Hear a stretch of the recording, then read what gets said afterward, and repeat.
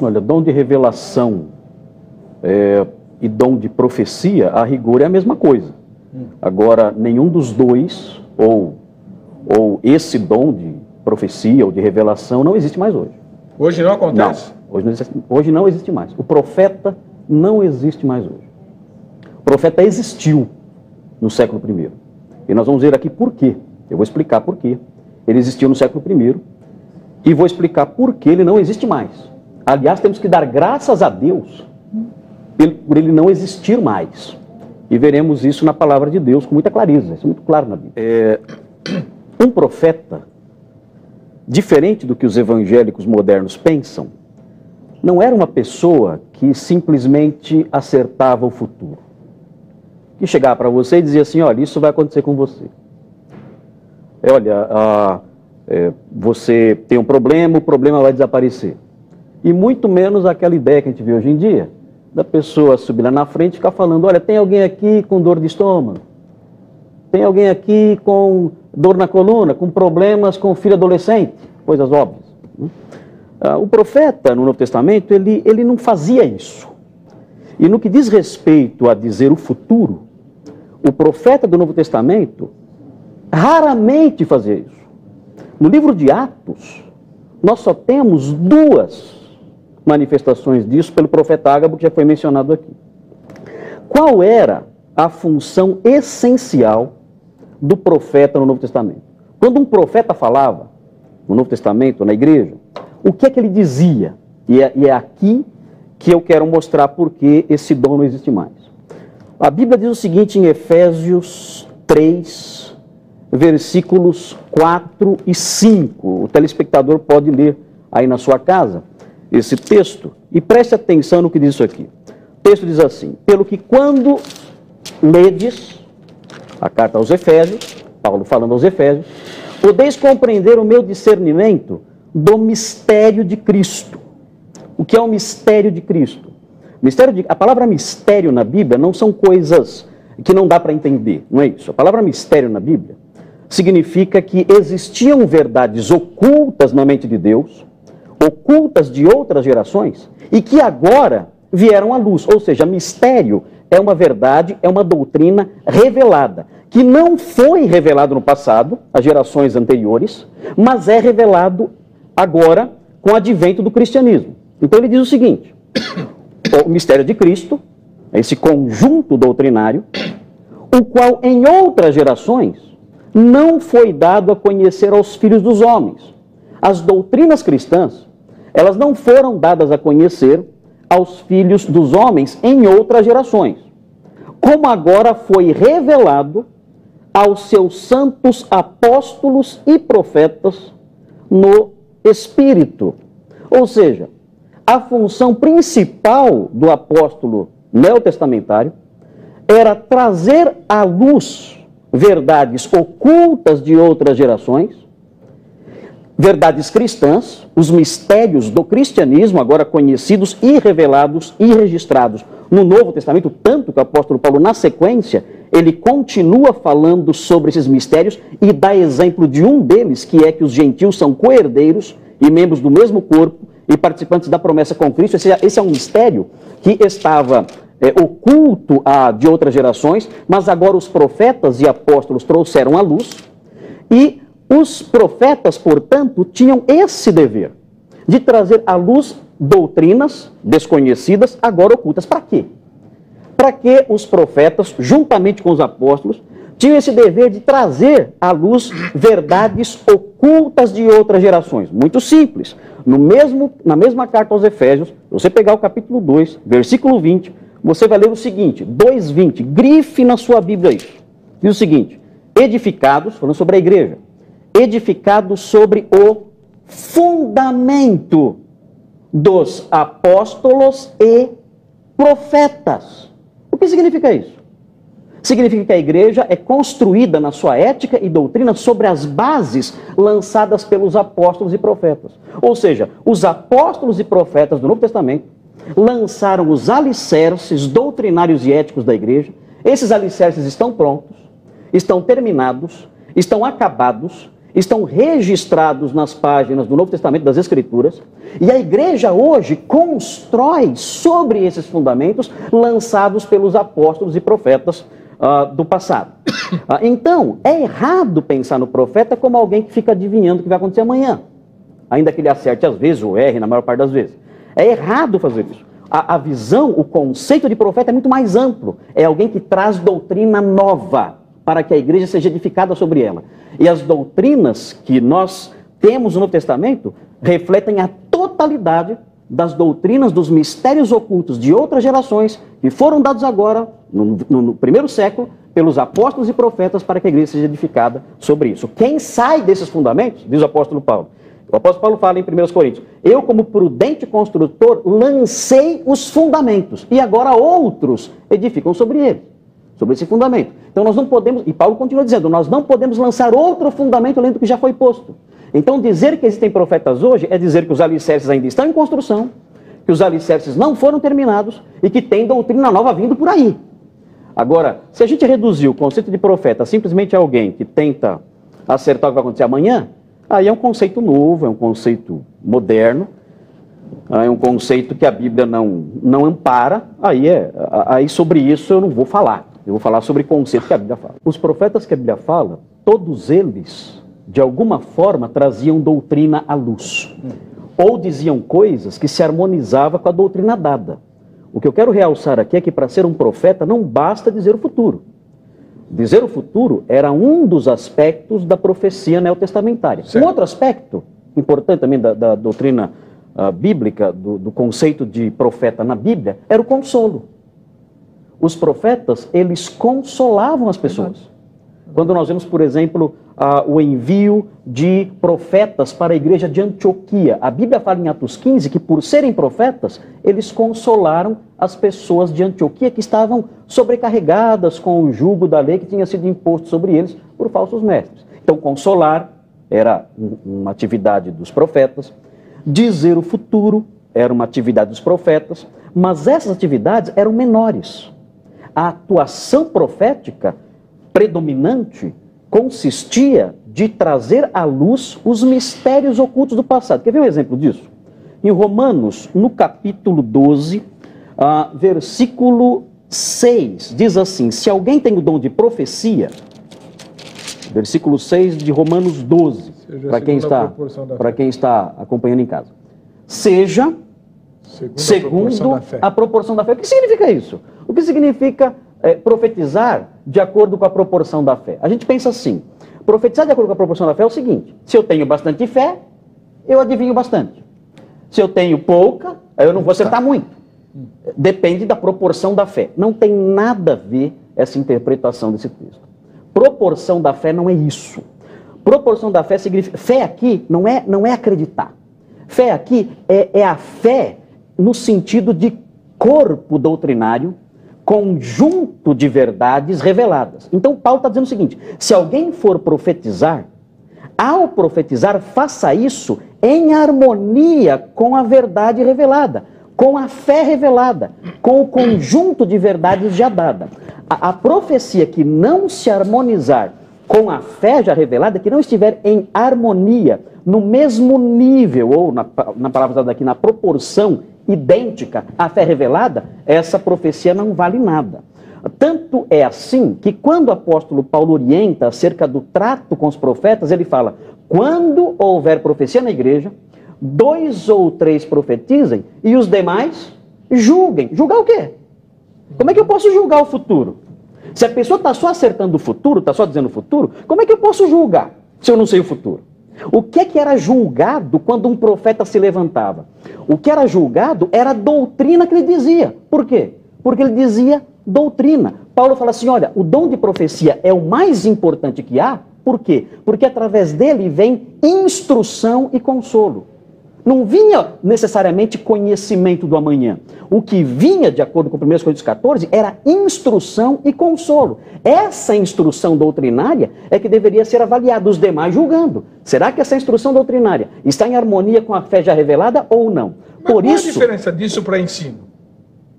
O ensino é baseado no que já foi revelado. Perfeito. Ok? O profeta, ele trazia mistérios ocultos de outras gerações.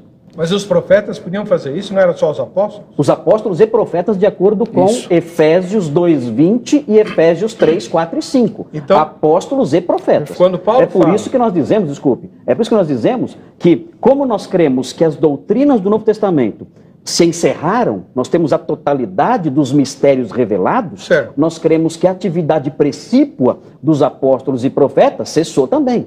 Os apóstolos acabaram no século I, não tem mais apóstolo hoje.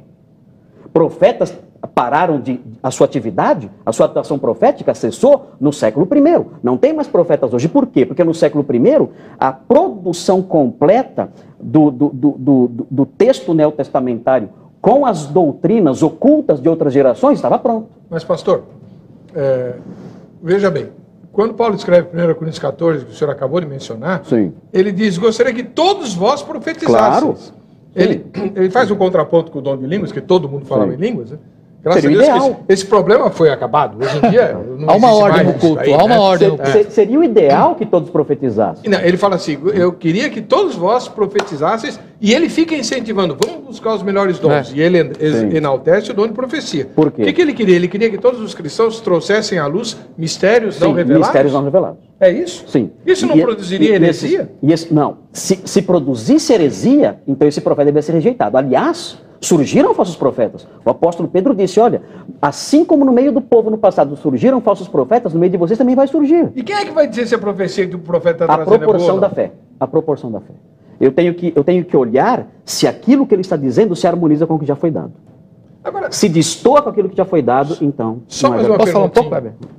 Quer falar? Quero. Preciso falar. Diga. Primeira coisa, a questão da profecia como adivinhação do futuro. Primeiro que eu acredito a palavra adivinhação, quando é aplicada a um dom espiritual, ela é ofensiva. É né? preconceituoso. É preconceituosa. Segundo, a revelação de Deus é um fato. O que eu quero dizer com isso? Quando alguém fala em profecia, quando alguém entrega uma palavra de conhecimento sobre um assunto em que não havia meios dele saber, a não ser pelo conhecimento divino, pela revelação de Deus, essa pessoa tem absoluta certeza do que está falando. Ela não está adivinhando. Se ela for uma pessoa honesta e de Deus, um servo de Deus, ele jamais vai usar isso de forma leviana. E ele jamais vai adivinhar. Ele vai dizer com certeza o que vai acontecer, assim como Ágapo.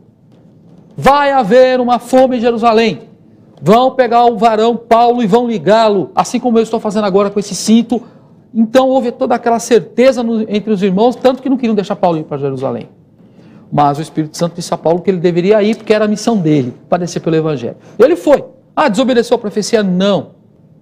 Deus mostrou o que ia acontecer e Paulo disse, não, eu tenho que ir, mesmo sabendo o que vai acontecer. O que não pode acontecer é você pegar o dom e rebaixar ele na categoria de adivinhação, pegar o dom e rebaixar ele na categoria de poderes psíquicos paranormais, ou comparar um dom que é do Espírito Santo. Veja só o perigo, Heber. O dom é da terceira pessoa da Trindade, do Espírito da graça que nos revelou a Escritura e que nos entregou as Escrituras. Como é que eu pego o Deus Santo e rebaixo ele no nível de um espírito imundo? Ou rebaixo ele no nível da atuação de um charlatão? Eu não posso fazer uma coisa dessa, sem ofender ao Espírito Santo. Se alguém diz assim, se alguém se aproxima de uma igreja e fala assim, tem alguém aqui com dor de estômago, isso é adivinhação. Isso não é profecia. Irmão, eu não estou dizendo... O profeta dirá, você está com isso. Concordo. Ele não dirá, tem alguém aqui com isso. Veja bem. Esse tem alguém aqui com isso é pura adivinhação. Veja bem, eu não estou aqui particularizando. Se a palavra é uma palavra pesada, eu teria que encontrar outra palavra, Posso então... Mas, evidentemente, isso é adivinhação. Né? Agora talvez, essa questão de dizer o futuro, eu vou falar o futuro e vou acertar. Isso pode acontecer. Isso pode acontecer, aí tá bom. Não vamos falar sobre adivinhação, vamos usar outra palavra. Ele profetizou. Uma profecia pode ser uma profecia que acerta o futuro e nem assim ser de Deus. Aliás, no livro de Deuteronômio, no capítulo 13, Deus orienta Moisés desse aspecto, porque era muito fácil saber quando um profeta era falso, quando ele errava o futuro. Ele dizia, isso vai acontecer, não acontecia. Ah, pronto, está aí um profeta falso. Quantas vezes ele tinha que errar para que fosse considerado um profeta falso? Uma vez só. Ele não podia errar. Para ele ser um profeta verdadeiro, tinha que acertar 100% das vezes. Assim como Samuel. Samuel, nenhuma palavra dele caiu por terra. Sempre ele tinha que acertar. Agora, o que acontecia é quando a pessoa acertava e não era um profeta verdadeiro. Isso acontecia. Em Deuteronômio 13, Deus orienta Moisés dizendo, olha, quando um profeta ou sonhador anunciar um prodígio e o prodígio acontecer, o que é para fazer? É para segui-lo? Não, não faça isso. Espere. Espere e ouça o que esse homem está ensinando. Avalie o que esse homem está dizendo. Porque o que valida a sua profecia é a harmonia com a verdade revelada. Quero falar disso. Tanto que, em Mateus capítulo 7 está escrito que naquele dia muitos dirão, Senhor, nós profetizamos em teu nome. Eles estão dizendo aqui que eles estão mencionando profecias que não funcionaram? Eles são loucos de fazer isso? Eles são doidos de falar de profecias que não funcionaram? Não, eles estão falando de profecias que funcionaram. Eles estão apresentando a defesa deles. Senhor, nós profetizamos em teu nome, nós expulsamos demônios em teu nome. Eles estão falando de expulsões falsas? Não, eles estão falando de demônios que saíram mesmo, que foram expulsos. Posso falar? E estão se defendendo com base nisso. E o Senhor dirá o que para eles? Não conheço vocês.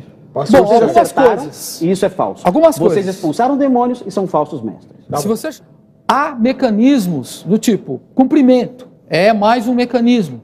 Terceiro, o próprio dom, não quer dizer que se cumpriu seja necessariamente de Deus, mas eu estou usando mais de uma avaliação. Eu estou usando a Bíblia, eu estou usando o cumprimento, eu estou usando a coerência interna da profecia e eu estou usando o próprio dom de discernir os espíritos, que também faz parte da lista que Paulo deu. A lista de Paulo são 9 dons. Tem que haver mais um item aí. São 9 dons que Paulo deu. Qual pode falar? O outro item é a fonte. Como é que você sabe? Então, o dom de discernir os espíritos diz a fonte. Não. Para o profeta, como é que você sabe de onde veio isso que você está me falando? Irmão, ele vai dizer o quê? O profeta ou a pessoa que tem o dom de profecia tem que ter um relacionamento com Deus. O crente tem que ter um relacionamento com Deus. Se eu falo algo e não tenho certeza, que relacionamento é esse que eu tenho com Deus? Isso não é profecia. Como é que funciona na prática? A profecia, o Senhor vem e fala a pessoa. Deixa eu perguntar. É assim que funciona a profecia que nós vemos no Antigo Testamento. O Senhor se manifesta a pessoa e fala, e diz o seguinte, olha, vá e diga isso. Eu, o Senhor, estou mandando. Vá lá e diga isso. Não pode ser um sentimento que a pessoa tem. Não estou falando de sentimento, estou falando de revelação. Não pode ser uma intuição que a pessoa tem. Nem todos os profetas da Bíblia agiram assim, pastor. Dá um exemplo. Elias fulminou um monte de soldado inocente porque ele estava com raiva. Elias, o profeta que não morreu. Não, senhor. Mostra no texto que Deus mandou ele fulminar os soldados lá. Mas ele mandou. Mandou nada. Não, senhor. Não. Deus parou ele e falou assim, vai com esse agora. Não mexam comigo porque eu sou homem de Deus. Mandou ele parar de fazer. Isso não foi a profecia, foi um juízo. Ele não está profetizando lá. Então nem tudo que o profeta fala... Se eu sou homem de Deus, então sejam consumidos. E foram. Então isso foi juízo de Deus, não foi profecia. Quando ele profetizava, o Senhor mandava. O Senhor falava com ele verbalmente. Não era uma sensação que vinha à sua mente. Uma vez alguém chegou para mim e falou assim para mim, pastor, tem uma mensagem de Deus para você. Eu falei, pode falar. Falei assim, fique no barco. Eu fique no barco. Mas eu não vou andar de navio esses dias, não vou andar de barco, não vou em lugar nenhum. Ele, mas essa é a mensagem de Deus para você. Tá bom. Eu falei, tá bom. E eu até hoje não sei o que significa isso, não significa nada. O que aconteceu com esse moço? Ele não era um mentiroso, não era um safado querendo enganar, nada disso. O que aconteceu? Esse moço, ele com toda sinceridade, veio um pensamento na cabeça dele. E ele achou que isso era de Deus. Não é disso que eu estou falando. E ele achou que aquilo era uma revelação para ele e veio falar para mim. Mas não faz sentido nenhum. Então, na verdade, a profecia é isso. A profecia é Deus se manifestar e dizer, olha, vá e diga isso ao meu povo. Perfeito. Era assim que Deus agia. Se não é assim, é coisa do próprio coração. Não estou dizendo assim. E Deus condena. Não estou dizendo coisa. Deixa eu fazer uma pergunta prática para o senhor. Coração. Deus condena a profetizar do próprio coração. Claro que sim. Isso é falso. Mas eu não estou falando isso. Isso é falsa profecia. Deixa eu fazer uma pergunta prática para o senhor. Então tem que perguntar para a pessoa. Todos os profetas que existem hoje são falsos? Sim. Todos eles? Todos. Sem nenhuma exceção? Todos. Sem exceção. Deus não usa nenhum profeta para falar nada? Note bem, Éder. essa pergunta sua me coloca numa situação perigosa. Claro, com certeza, né? E esse é o seu papel aqui. Mas eu vou dizer o seguinte para você. Nem todas as pessoas que se dizem profetisas ou profetas, nem todas as pessoas são enganadores, pessoas maldosas, de má fé. Não é isso que eu estou dizendo aqui. O que acontece muitas vezes é que às vezes o crente ele está envolvido num contexto teológico, eclesiástico, sim. Em que ele, muitas vezes, ele acredita que o que está vindo à mente dele, o que está vindo ao coração dele naquela hora, é algo de Deus, é algo que tem origem divina, é algo inerrante, infalível, é uma profecia divina. Uma revelação. Uma revelação. Ele acredita, ele não é mau, ele não é um homem enganador, ele não é alguém que quer dar rasteira em ninguém. Você está reduzindo os dons espirituais a psiquismo. Tem os enganadores. O irmão está reduzindo os dons espirituais a psiquismo. Mas o que ele faz? Mas não são psiquismo, é normal. Não são. Aí ele faz isso. Eu conheço, é porque eu sei, porque eu conheço muitas pessoas que foram de igrejas que incentivavam esse tipo de prática, e essas pessoas saíram disso. E eu pergunto para essas pessoas, vocês já profetizaram? Vocês faziam essas práticas? Sim, nós fazíamos. E eu pergunto, mas por que você parou? Como é que você fazia e agora não faz mais? Ah, pastor, a gente ia no embalo. Tá. Deixa eu só... Essa era a resposta. Tá bom. Eu volto a frisar. O dom de profecia não existe hoje, porque a função principal desse dom era trazer doutrina oculta de outras gerações. É isso. Tá. Afirmar que o dom existe hoje, é afirmar que nós temos ainda um Novo Testamento aberto a novos livros e novas cartas. Não, os pentecostais não equiparam a profecia à Bíblia. Mas se pensarem logicamente, vão chegar a essa conclusão. É só raciocinar em cadeia, o raciocínio vai levar a isso. Mas se há profetas hoje, a palavra do Senhor inerrante, infalível, e a consolação, hoje, e a edificação, e a exortação. Mas isso não é a totalidade. A parte principal é a doutrina, como nós já vimos aqui em Efésios 3. Essa era a função do profeta, Efésios não a função do dom de profecia. Essa era a função do profeta. Então agora tem o profeta e o dom de profecia, coisas diferentes. Tem, então, diferente, agora sim. Não sei, agora essas distinções. O dom de profeta é um dom ministerial. Eu já não sei onde o Senhor encontrou essas distinções. Olha aqui, irmão. A lista fala e a uns dos dons, pôs Deus na igreja. Primeiramente apóstolos. Claro. Em segundo lugar, profetas. Pronto, em terceiro, doutores. Essa lista é de dons ministeriais. A lista anterior é de dons espirituais. Quem deu esse nome para a lista? É lógico. O Senhor deu o nome para a lista. Assim como você está dizendo... O nome da lista foi inventado agora. Nós não vamos discutir semântica agora. O fato, claro, não quero discutir. Eu estou distribuindo a lista para ficar claro para vocês. Eu não quero discutir isso. Quem inventou o nome foi ele. Reverendo Granconato. Não inventei nada. Acabou de inventar agora. Não inventei nada. Isso é clássico. Falou dons ministeriais. Isso é clássico. Eu não falei apóstolo. Usou um nome inventado recentemente. Não é recentemente. Segunda e pergunta um pouco mais delicada, é um texto complicado. No fim de 1 Coríntios 14, o apóstolo Paulo fala de uma situação estranha. Ele dizendo que se a igreja se reunisse e todo mundo orasse em línguas ao mesmo tempo, se passasse um estranho por ali, ia achar que estava todo mundo louco, né? Que não ia entender nada. Mas se, ao contrário, houvesse alguém profetizando, revelando os segredos do coração daquela pessoa, ela ia saber que Deus estava ali, ia ser impactada com como é que essa pessoa está falando tudo que eu sou, tudo que eu sei, tudo que eu estou pensando. Então, aqui tem Deus. Ia parar a ouvir e ia acabar aceitando o evangelho. Não é esse o uso da profecia que Paulo fala em 1 Coríntios 14? Essa paráfrase que você fez do versículo aí, essa aí está mais por sua conta. Não, pode ler. Não, eu vou ler.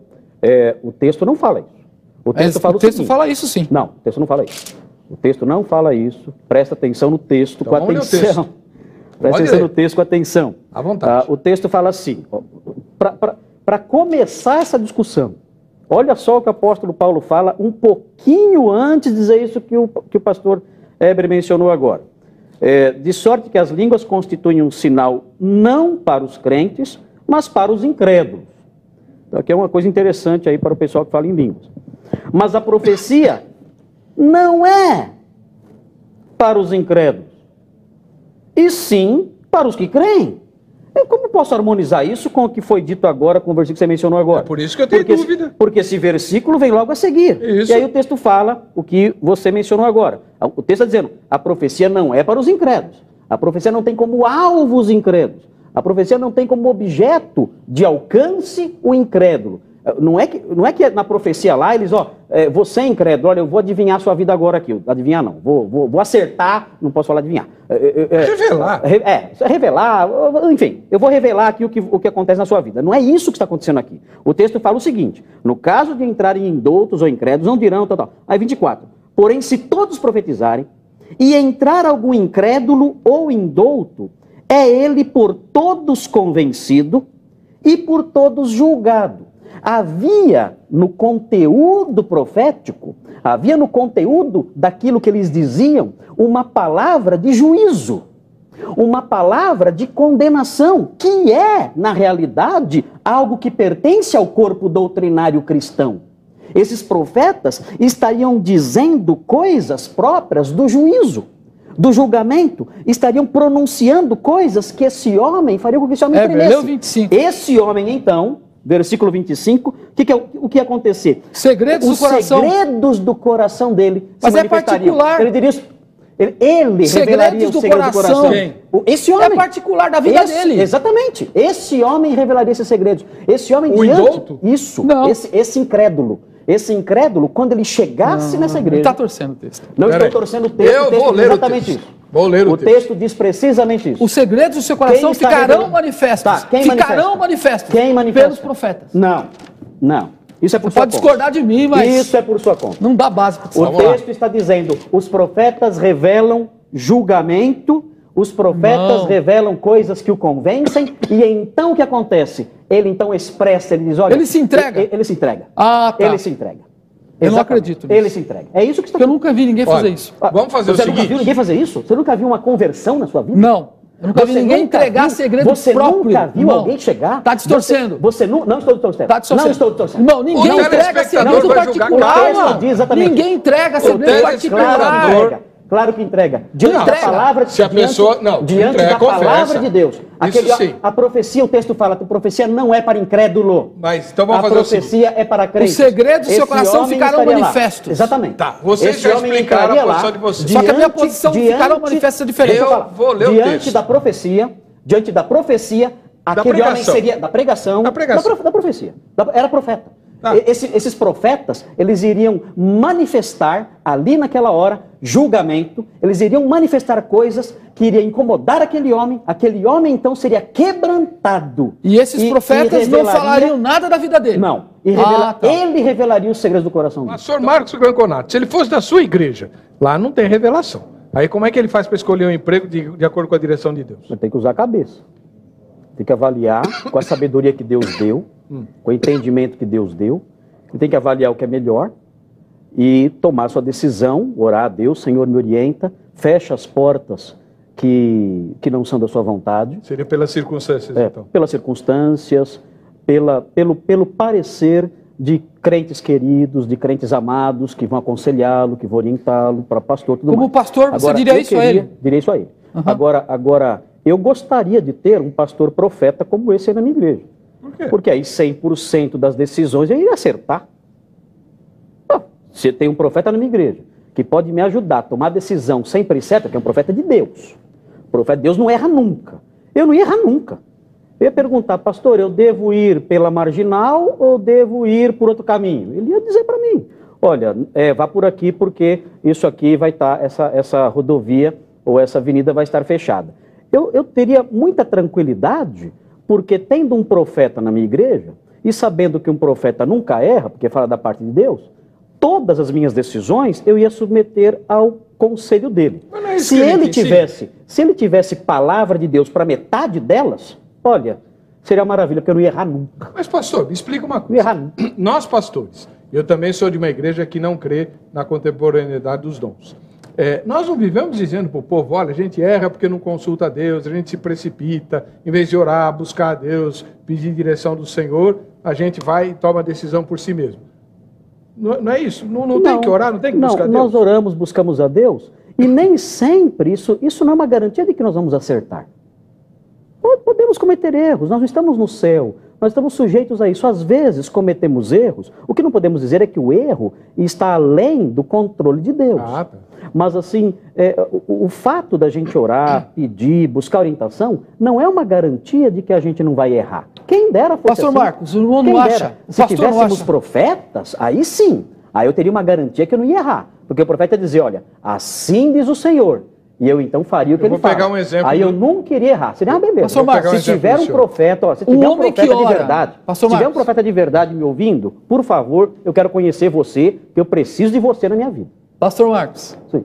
diz Vai para chover mim, no seu e-mail. quando um homem ora, se submete a Deus, se humilha diante de Deus, Deus vai orientá-lo. Vai orientá-lo. Por causa da posição dele diante de Deus. Sim, claro. Agora, Concordo. pastor Sérgio, me responde uma coisa. Concordo. Mas sei isso não é uma... Desculpa. Não, tá resolvido. Não, eu estou falando da significa submissão. que ele vai Que nós temos acertar que sempre. Não, eu estou dizendo que Deus não vai deixar o homem submisso tropeçar. Já aconteceu. Nós erramos já aconteceu, quando nós agimos já por nós aconteceu mesmos. do senhor se submeter a Deus e errar? Nunca aconteceu? Não lembra? Irmão, eu Isso já é de errei menos quando eu importância. passei na frente dele. Ó, só o fato do senhor pensar já significa que não é uma tá bom. resposta assim pronta. Deixa Significa eu- o quê? Não, mas é Que claro, há esse é um possi- debate, eu não vou te dar a resposta há pronta. possibilidade. Eu tenho que pensar pra falar. Pastor Sérgio. Mas teria, não reverendo, precisaria pensar para responder essa pergunta. Só um instante, reverendo. Deixa eu fazer uma... De hoje, E para onde ser está escrito profeta- que não tem profeta hoje? O fato da doutrina ter sido totalmente entregue e o fato da igreja ser construída sobre o fundamento dos apóstolos e Construída. profetas. O Sim. fundamento está lá, Sim, mas e o edifício? Sim, o edifício está sendo construído. Agora, o fundamento é o quê? Apóstolos e profetas. Se você disser que tem apóstolos e profetas Mas hoje, nós não você estamos está tratando dizendo dos que nós estamos na fase de alicerces. Nós não A estamos fase de tratando alicerces já de passou. alicerce. A fase de alicerces acabou. Se você disser que tem profeta hoje, você está dizendo que está na fase de alicerces. Mas nenhum Nós pentecostal não que eu está- conheço não diz, nenhum não defende a pentecostal ideia não defende de porque doutrina não nova. conhece. Nenhum. Não defende porque não conhece Efésios 2:20. Seja coerente, pentecostal. Seja coerente. Efésios 2:20 fala que apóstolos e profetas pertencem ao período de lançamento de fundamentos. Se você crê em profetas hoje, você está dizendo que estamos na fase de fundamentos da igreja. Seja coerente com a palavra de Deus. Se você diz, não estamos na fase de fundamentos já foram lançados, então não existem mais profetas. E se existe, entre em contato comigo, preciso conhecer você, preciso da sua ajuda, há muitas decisões que eu preciso tomar na vida e eu quero acertar 100%. Se você é Tomara que profeta, tenha bastante se você- espaço na sua caixa fala postal. diferente. Se Por que você ele é não busca? profeta, se Por que ele você não é busca os dons? profeta, eu preciso Por que ele você não me busca ajude. os dons para ver se existem? Não,